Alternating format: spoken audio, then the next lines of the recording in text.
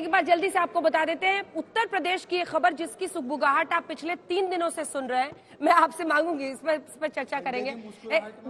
एक सेकंड। अंतिम दौर में दोनों पार्टियों की बातचीत चल रही है। बताया जा रहा है कि मुलाकात भी हो चुकी है, जो शीर्षस्थ नेता है बीजेपी के उनसे भी मुलाकात हो रही है। आरएलडी ने 4 सीटें मांगी है, बीजेपी ने 2 का ऑफर दिया। माना जा रहा है 3+1 पर कोई समझौता हो सकता है। 2 लोकसभा 1 राज्यसभा सीट पर बात बन सकती है। इसके पीछे बीजेपी का जो तर्क है वो आपको बता दें, क्योंकि 2019 में आरएलडी ने सपा बीएसपी गठबंधन के साथ चुनाव लड़ा था। सिर्फ 3 सीटें लोकसभा में वो लड़ी थी, जिसमें मथुरा, बागपत, मुजफ्फरनगर। और आपने देखा था कैसे पिछले 2 चुनाव में 14 में 19 में सफाया हो गया है आरएलडी का।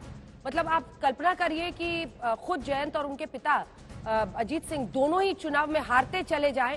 हालांकि आपको बता दें, जयंत अखिलेश के समर्थन पे राज्यसभा में पहुंचे हैं, ये भी दिलचस्प है।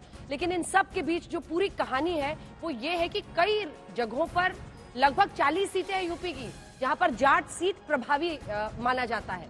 उसमें से अगर पिछली बार आप देखें, ये 3 एक साथ जब आए थे, एसपी, बीएसपी और आरएलडी, तो बहुत सारे, चाहे मुजफ्फरनगर हो, अमरोहा हो, इस पूरे इलाके में, बागपत वाले इलाके में अच्छा खासा बीजेपी को प्रॉब्लम्स हुई थी।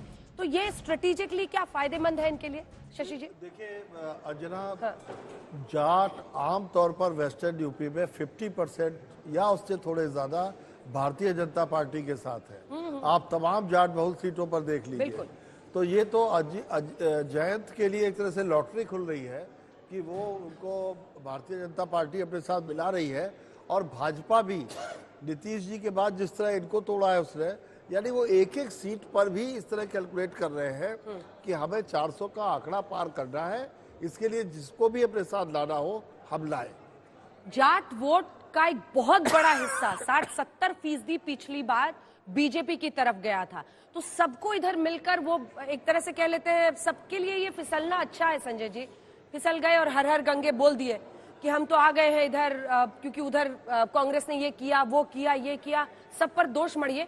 लेकिन प्रधानमंत्री नरेंद्र मोदी का नेतृत्व, उनकी लोकप्रियता, शायद वो छतरी है जिसके नीचे से बैठना चाहते हैं। बिल्कुल आपने सही कहा अंजना जी, मेरा भी मानना यही है कि सब अब लगता है ऐसा लगने लगा सब कोई एक बहाना, एक्सक्यूज ढूंढ रहे हैं, क्योंकि वो एनडीए गठबंधन को छोड़ के चाहते हैं कि एक जो विनिंग गठबंधन, जो ऐसा दिख रहा है अभी, और निश्चित रूप से मुझे लग रहा है 2024 के चुनाव में एनडीए बहुत मजबूत है। तो सब एक एक्सक्यूज, ऐसा बहाना ढूंढने की कोशिश कर रहे हैं जिससे वो अपने वोटरों को आश्वस्त कर सके कि वो अपॉर्चुनिस्ट नहीं है।